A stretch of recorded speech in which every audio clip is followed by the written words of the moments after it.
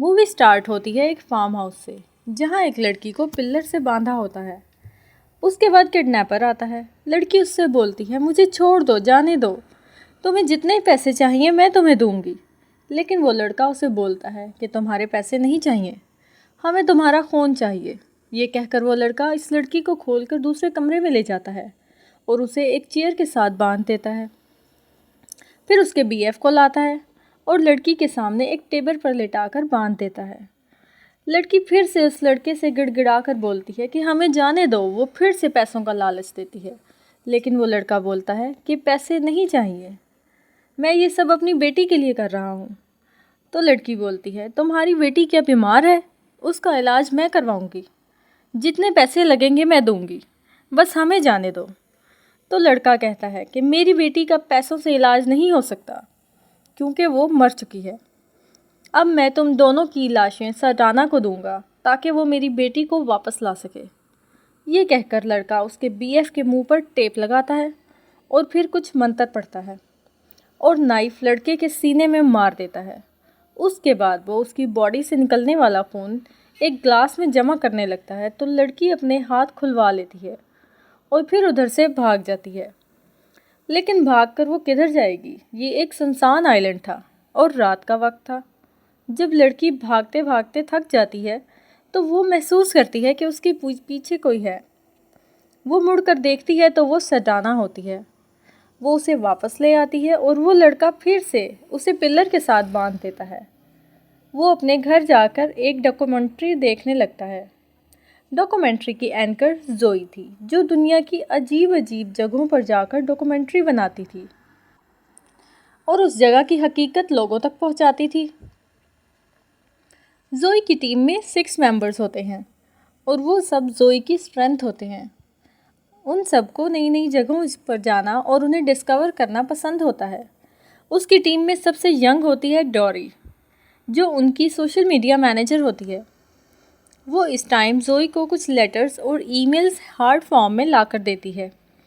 जोई उसमें से एक लेटर खोलती है और पढ़ती है और बहुत खुश हो जाती है, क्योंकि वो एक इनविटेशन था। कोई आदमी उसे और उसकी टीम को अपने आइलैंड पर बुलाता है। डॉक्यूमेंट्री बनाने के लिए जोई पूरी टीम को बताती है। वो लोग बहुत खुश होते हैं और एक्साइटेड हो जाते हैं।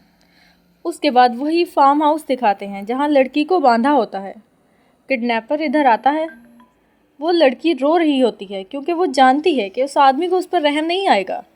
वो लड़का उसे बोलता है कि मैं तुमसे माफ़ी मांगना चाहता हूँ क्योंकि तुम्हें मेरी वजह से बहुत तकलीफ़ हुई है। ये सुनकर लड़की बहुत हैरान हो जाती है। लड़का बोलता है कि मैं तुम्हें आज़ाद करना चाहता हूँ। उसके बाद उस लड़की की गर्दन पकड़ के तोड़ देता है और वो लड़की मर जाती है।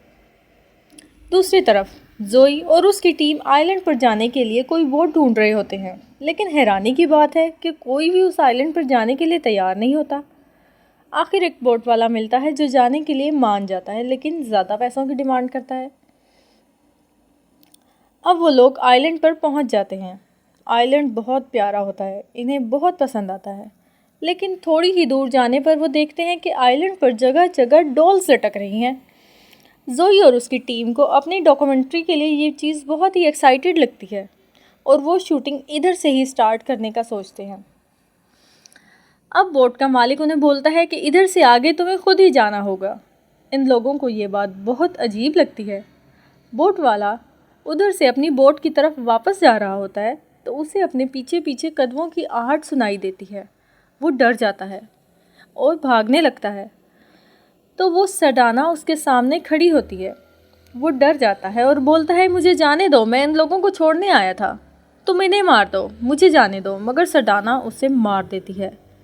दूसरी तरफ जोई और उसकी टीम डॉक्यूमेंट्री के लिए शूटिंग कर रहे होते हैं। जोई इस आइलैंड की हिस्ट्री बताती है कि इधर जूलियन नाम का एक आदमी रहता था जिसकी बेटी मर गई थी। उसके मरने से जूलियन के दिमाग को कुछ हो जाता है और वो उस आइलैंड में जगह जगह डॉल्स लटका देता है। उसे लगता है कि उसकी बेटी की रूह उसी आइलैंड पर ही है और वो किसी एक डॉल के अंदर आ जाएगी और वो अपनी बेटी को वापस पा सकेगा। जोई की एक टीम मेंबर जंगल में अकेले ही घूमने निकल जाती है। उसे एक घर नज़र आता है। ये देख के वो बाकी टीम मेंबर्स को बुला के लाती है। वो सब घर को देख ही रहे होते हैं कि उसका दरवाज़ा खुद ही खुल जाता है। ज़ोई कहती है कि ये शायद जूलियन का घर होगा। फिर वो जूलियन को आवाज़ देती है। कोई जवाब ना आने पर वो लोग अंदर चले जाते हैं। उन्हें वो घर अपनी एक्सपेक्टेशंस के ख़िलाफ़ बिल्कुल नॉर्मल लगता है। उसके बाद ज़ोई फिर से उधर डॉक्यूमेंट्री के लिए शूट करना स्टार्ट कर देती है। जब कैमरामैन अचानक कैमरे में ज़ोई के पीछे सरडाना को देखता है, वो ये देखकर डर जाता है और ग्रुप के बाकी मेंबर्स को भी ये अजीब लगता है। उसके बाद जूलियन आ जाता है। उसकी अचानक एंट्री भी सबको डरा देती है। जूलियन सबको काम डाउन करता है और रात को वो बोन फायर जलाता है। उन्हें बताता है कि पहले यहाँ बहुत लोग आते थे विज़िट करने। मुझे लगता था कि वो मेरा दर्द बांटने आते हैं, लेकिन वो लोग तो बस अपने मज़े के लिए आते थे। मेरी किसी को परवाह ही नहीं थी, इसलिए मैंने इधर सब लोगों का आना बंद कर दिया। लेकिन अब मैंने आप लोगों को इधर इसलिए बुलाया है कि ताकि आप सबको बता सकूं कि मेरी बेटी मरी नहीं है। ये सुनकर सब लोग हैरान हो जाते हैं और पूछते हैं कि ये क्या बोल रहे हो। तो जूलियन उन्हें बताता है कि मेरी बेटी की रूह इसी आइलैंड पर है, लेकिन उसकी बॉडी नहीं है। बस उसी की खुशी के लिए मैं हर जगह डॉल्स लटकाता रहता हूँ ताकि उसकी रूह उन्हीं में खोई रहे। उसके बाद जूलियन उन्हें अपने घर रात गुजारने की दावत देता है, लेकिन ज़ोई कहती है कि हमने रात के वक्त इस जगह के कुछ शॉट लेने हैं। हमें टेंट में रुकने में कोई परेशानी नहीं। उसके बाद जूलियन चला जाता है। टीम में से एक कपल जंगल में घूमने निकलते हैं। उन्हें उधर फार्म हाउस मिल जाता है। वो रात वहीं रुकने का सोचते हैं।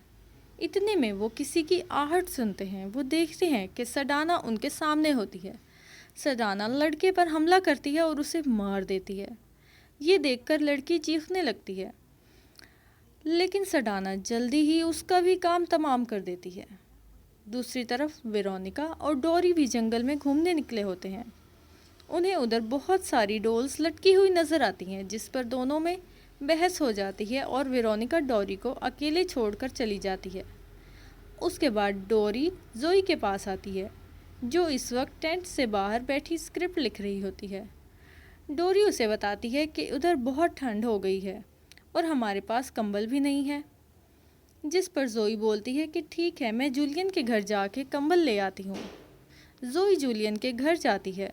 उधर वो विंडो से देखने लगती है तो उससे गलती से कुछ गिर जाता है, जिसके शोर से जूलियन घर से बाहर आ जाता है। ज़ोई उसे बताती है कि वो कंबल लेने आई थी। वो जूलियन उसे अंदर बुला लेता है। वो दोनों कॉफ़ी पी रहे होते हैं तो ज़ोई बोलती है कि अगर आपको बुरा न लगे तो क्या मैं पूछ सकती हूँ कि आपकी बेटी कैसे मरी। जिस पर जूलियन बताता है कि एक दिन दोनों बहनें जंगल में अकेले खेल रही थी। अभी जूलियन की बात पूरी नहीं होती है कि ज़ोई जल्दी से बोलती है कि दोनों बहनें, क्या आपकी दो बेटियां थी? जिस पर जूलियन को बहुत गुस्सा आ जाता है। वो ज़ोई पर भड़क जाता है। ज़ोई उससे माफ़ी मांगती है।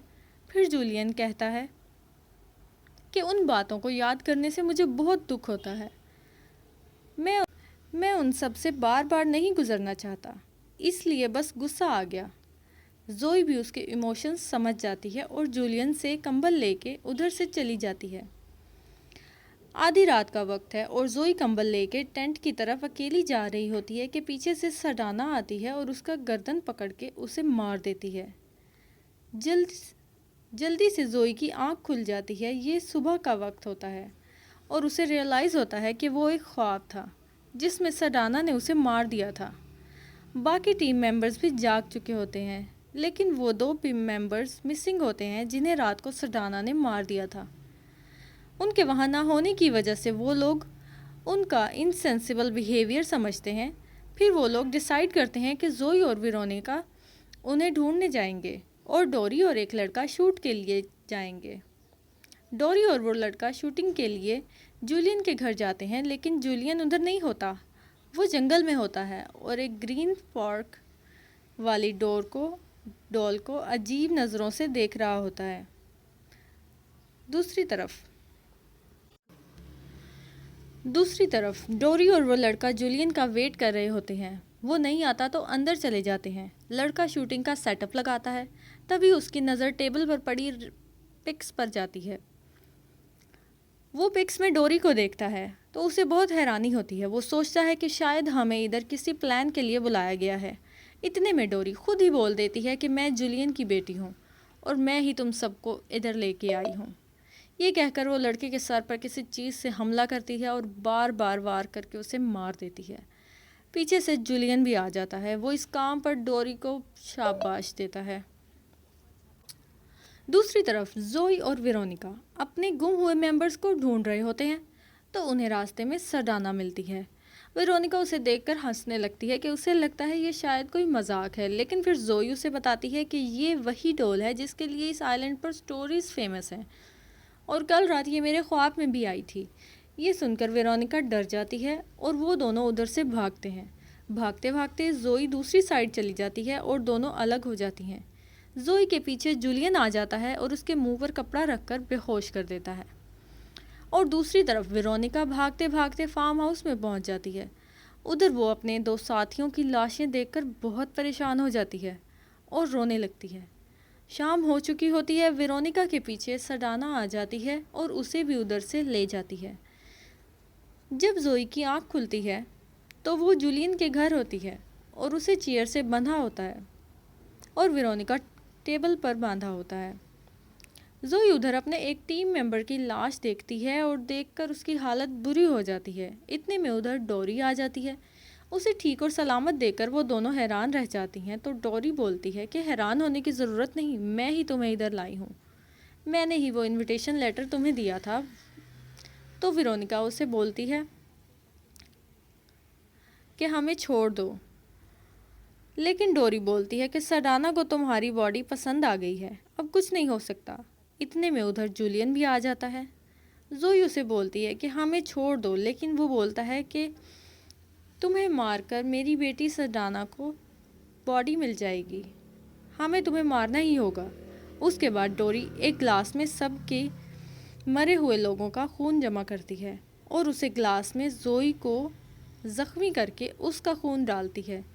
जब वो वेरोनिका का खून लेने जाती है तो वेरोनिका उसके हाथ पर इतनी ज़ोर से बाइट करती है कि उसके हाथ से खून आ जाता है और वो खून भी उसी ग्लास में मिल जाता है, जिस पर जुलियन परेशान हो जाता है और बोलता है कि तुमने सारा रिचुअल ख़राब कर दिया, अब सब स्टार्ट से करना पड़ेगा।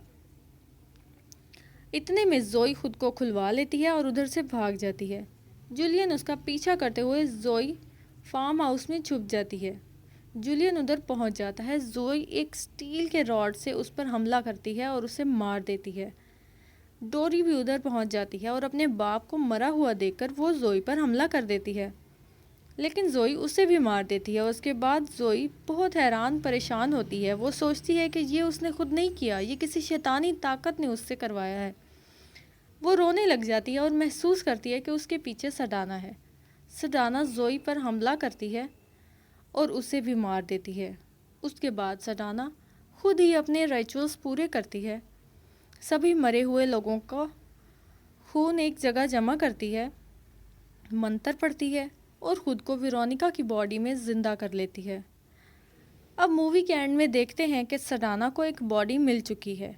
वो अकेली उस आइलैंड पर रहती है और उधर आने वाले भोले भाले लोगों को अपना शिकार बनाती है।